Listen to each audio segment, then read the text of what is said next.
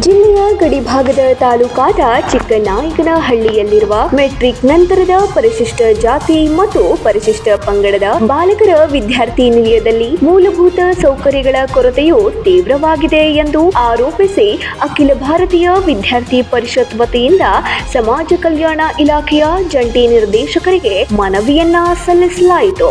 ನಮ್ಮ ಚಿಕ್ಕನಾಯಕನಹಳ್ಳಿ ನಗರದ PU ಕಾಲೇಜಿನ ಹಿಂಭಾಗದ ಇರ್ತಕ್ಕಂತಹ ಏನು ಮೆಟ್ರಿಕ್ ನಂತರದ ಬಾಲಕರ ಹಾಸ್ಟೆಲ್ ಇದೆ, ಸಮಾಜ ಕಲ್ಯಾಣ ಇಲಾಖೆಯ SC/ST ಹಾಸ್ಟೆಲ್ಗೆ ಭೇಟಿ ಕೊಟ್ಟಿದ್ವಿ. ಆ ಸಂದರ್ಭದಲ್ಲಿ ನಿಜಕ್ಕೂ ಕೂಡ ಆಶ್ಚರ್ಯ ಆಯಿತು. ಇಡೀ ಹಾಸ್ಟೆಲ್ನ ಸುತ್ತಲೂ ಕೂಡ ಪೊದೆಗಳು ಬೆಳ್ಕೊಂಡಿದೆ, ಗಿಡಗಳು ಬೆಳ್ಕೊಂಡಿದೆ. 2-3 ಬಾರಿ ಹುಡುಗರು ಅಲ್ಲಿ ಹಾವುಗಳನ್ನ ನೋಡಿ ಭಯಭೀತರಾಗಿ ಎಷ್ಟೋ ಜನ ಹಾಸ್ಟೆಲ್ ಅನ್ನು ಬಿಟ್ಟು ಹೋಗುವಂತ ಪರಿಸ್ಥಿತಿ ನಿರ್ಮಾಣ ಆಗ್ತಾ ಇದೆ. ಮತ್ತೆ ಹಾಸ್ಟೆಲ್ನ ಏನು ಶೌಚಾಲಯಗಳಲ್ಲಿ ನೀರು ನಿಲ್ದಂಗೆ ಕಂಟ್ರೋಲ್ ಆಗದಲ್ಲೇ ಹೋಗ್ತಾನೆ ಇದೆ, ಫ್ಲೋ ಆಗ್ತಾನೆ ಇದೆ. ಅದ್ರ ಪರಿಣಾಮವಾಗಿ ಏನಾಗಿದೆ ಅಂತಂದ್ರೆ ಸಂಪೂರ್ಣವಾಗಿ ಅಲ್ಲಿ ಇರ್ತಕ್ಕಂಥ ನೀರೆಲ್ಲ ನಿಂತ್ಕೊಂಡು ತುಂಬಾ ಅಸಹ್ಯವಾಗಿದೆ. ಇವತ್ತು ಯಾವೊಬ್ಬ ಮನುಷ್ಯನು ಕೂಡ, ಯಾವೊಬ್ಬ ವಿದ್ಯಾರ್ಥಿನೂ ಕೂಡ ಅದ್ರೊಳಗಡೆ ಹೋಗ್ಲಿಕ್ಕೂ ಕೂಡ ಅಸಹ್ಯ ಅನ್ನಿಸ್ಬೇಕು, ಅಷ್ಟರ ಮಟ್ಟಿಗೆ ಒಂದು ಕೊಳಗೇರಿಯ ರೀತಿ ಆಗಿದೆ.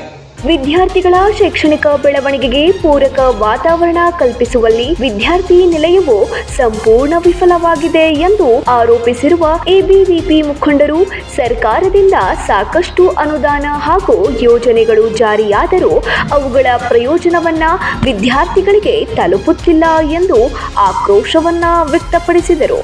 ಬಾಗ್ಲುಗಳು ಹೇಗಿದೆ ಅಂತ ಏನಾದ್ರೂ ಕೇಳಿದ್ರೆ ಗಣಿ ದಂಡದ ಹಣ ಬರುತ್ತೆ, ನಾವು ರೆಡಿ ಮಾಡಿಸ್ತೀವಿ ಅನ್ನೋ ಒಂದು ಸಬೂಬನ್ನ ಕೊಡ್ತಾ ಇದ್ದಾರೆ.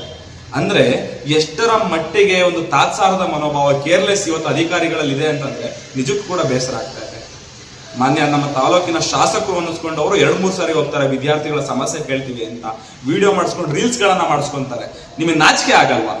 ಇವತ್ತು ವಿದ್ಯಾರ್ಥಿಗಳನ್ನ ನೀವೊಂದು ಕಂಟೆಂಟ್ಗೋಸ್ಕರ ಒಂದು ವಿದ್ಯಾರ್ಥಿಗಳ ಸಮಸ್ಯೆಯನ್ನ ಬಗೆಹರಿಸುವ ನೆಪದಲ್ಲಿ ನೀವು ಪ್ರಚಾರವನ್ನ ಪಡ್ಕೊಂತ ಇದ್ರಲ್ಲ, ನಿಮ್ಗೆ ನಾಚಿಕೆ ಆಗಲ್ವಾ?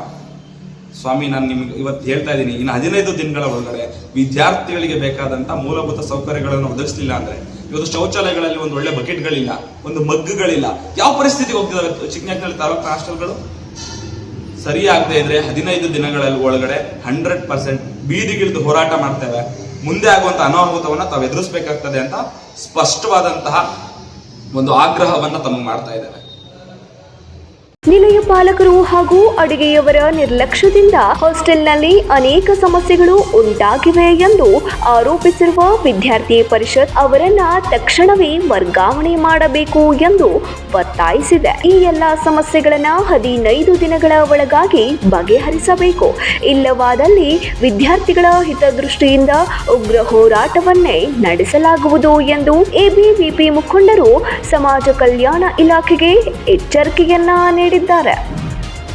Babu Khan, 9 live news, Tumakuru.